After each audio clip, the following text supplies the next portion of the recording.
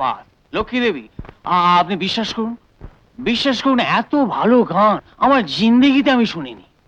এবার দিল্লিতে গিয়ে কত গান আপনি শুনতে পারেন দেখব। আপনি সুধাংশুর সঙ্গে ব্যবসায় নামছেন, এখন তো আপনি আমাদের ঘরের লোক। নিশ্চয়ই নিশ্চয়ই। সুধাংশুদা, বলো ভাই। আমরা কবে রওনা হচ্ছি দিল্লি? তুমি বলো, আমাকে তো কাল বললে কালই। শোনো, আমাকে কিন্তু একবার দেরাদুনে ছেলের কাছে যেতে হবে। কেন? ভাবছি ওকে এবার হস্টেল থেকে ছাড়িয়ে নিয়ে দিল্লিতে আমার কাছে রেখে পড়াবো।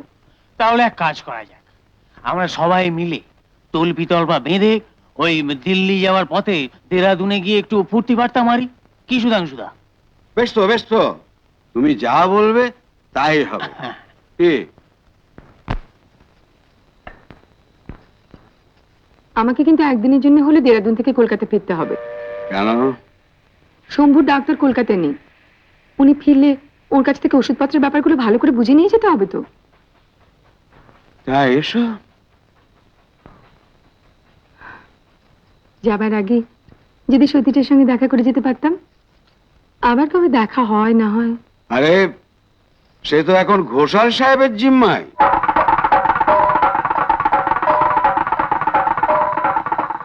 কি ঘোষাল?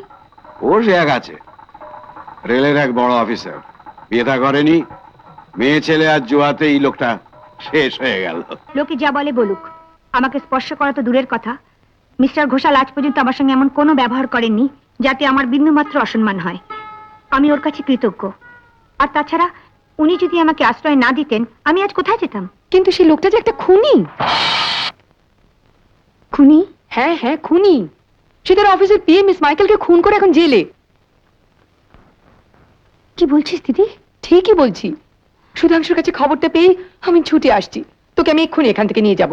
এতদিন তো সতী প্যালেস কোর্টে ছিল, সেদিন লক্ষ্মী দিকে তাকে নিজের বাড়িতে নিয়ে এসেছে।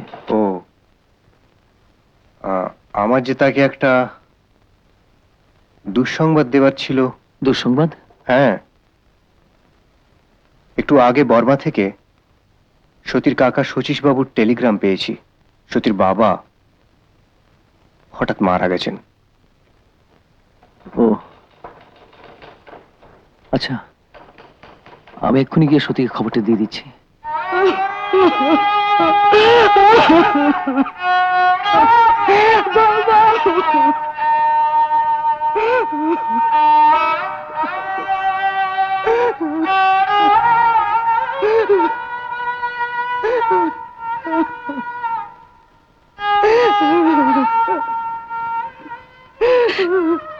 সত্যি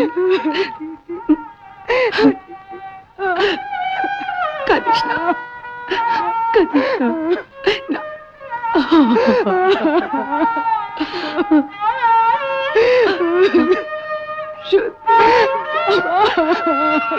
কাঁদিস না। নির্মল পালিত এত বড় বেঈমান। আমার কসুর মাফ করবেন মাজি, और 7 দিনের মধ্যে আমার 2 লাখ টাকা ফেরত দিয়ে যদি আপনি আপনার বাড়ির বন্ধকটা ছাড়াতে না পারেন তাহলে বাড়িটা কিন্তু আমার হয়ে যাবে। আমার এই সই করা সাদা কাগজে যা ইচ্ছে তাই লিখে নি, আমার এই বাড়ি বন্ধক রেখে টাকা নিয়ে সরে পড়েছে। সর্বনাশ হয়ে গেছে, সর্বনাশ হয়ে গেছে, সর্বনাশ হয়ে গেছে মামনি, সর্বনাশ হয়ে গেছে। নির্মল পালিত আমাদের ব্যাংকের সব টাকা তুলে নিয়ে বেপাত্তা হয়ে গেছে। আমি কিন্তু আপনাকে বলেছিলাম ব্যাংকের টাকা লেনদেনের সব ক্ষমতা ওকে দিয়ে রাখবেন না, রাখবেন না। ব্যাংকের একটা টাকাও নেই, যা আছে তা ওই সতী বৌমার টাকা। বৌমার টাকা? আগে হ্যাঁ, সতী বৌমার বাবা মারা যাবার আগে যে টাকা বৌমার নামে উইল করে রেখে গেছেন, শুধু সেই টাকা। আমার কসুর মাফ করবেন মাজি, और 7 দিনের মধ্যে আমার 2 লাখ টাকা ফেরত দিয়ে যদি আপনি আপনার বাড়ির বন্ধকটা ছাড়াতে না পারেন তাহলে বাড়িটা কিন্তু আমার হয়ে যাবে।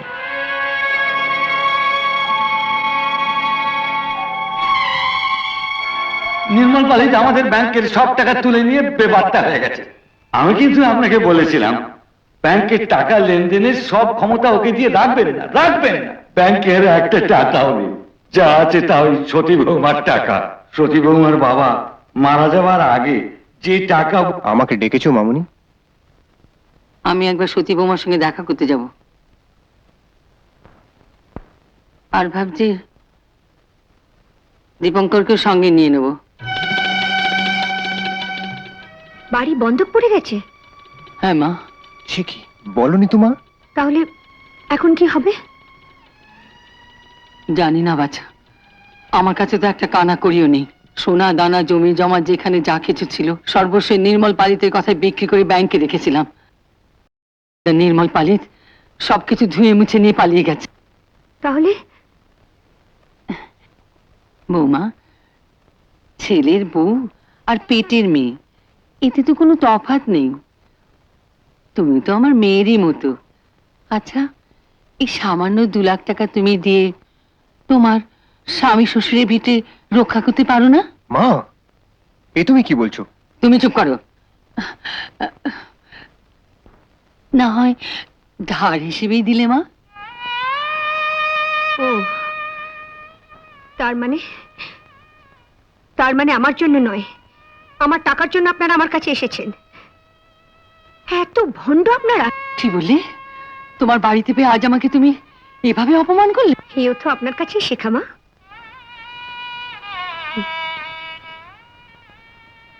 একদিন সকলের সামনে আপনার ছেলের জুতো আমার মাথায় তুলে দিয়ে আপনি আমাকে অপমান করেছিলেন, মনে নেই? স্ত্রী যদি স্বামীর জুতো মাথায় তুলেই থাকে তাতে তার কোনো অপমান হয় না। জানি। ছাড়ো তো, ছাড়ো। এই দেখুন, ওর জুতো আমি আমার মাথায় তুলে নিয়েছি। আমি জানি এ আমার আশীর্বাদ, এ আমার কল্যাণ, এ আমার গৌরব। আজ এতে আমার কোনো অপমান নেই। সেদিন কিন্তু আপনি আমাকে অপমানই করেছিলেন। বাড়ি ভর্তি ঝি চাকরের সামনে আপনি আমার মুখে চুনকালি মাখিয়ে দিয়েছিলেন। আর দীপু, আমি জানি তুমি এদের এখানে নিয়ে এসেছো, তাই তুমি এদের এখান থেকে নিয়ে যাবে এক্ষুনি।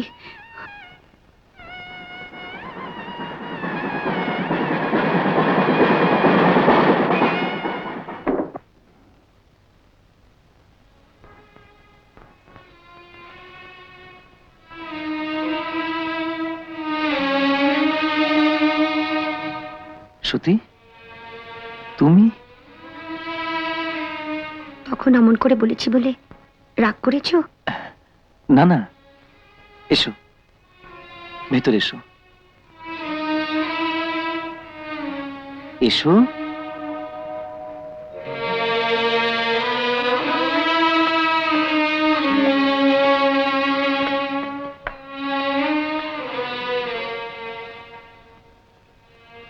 দীপু, এবার তুমি সংসার করো, একটা বিয়ে করো।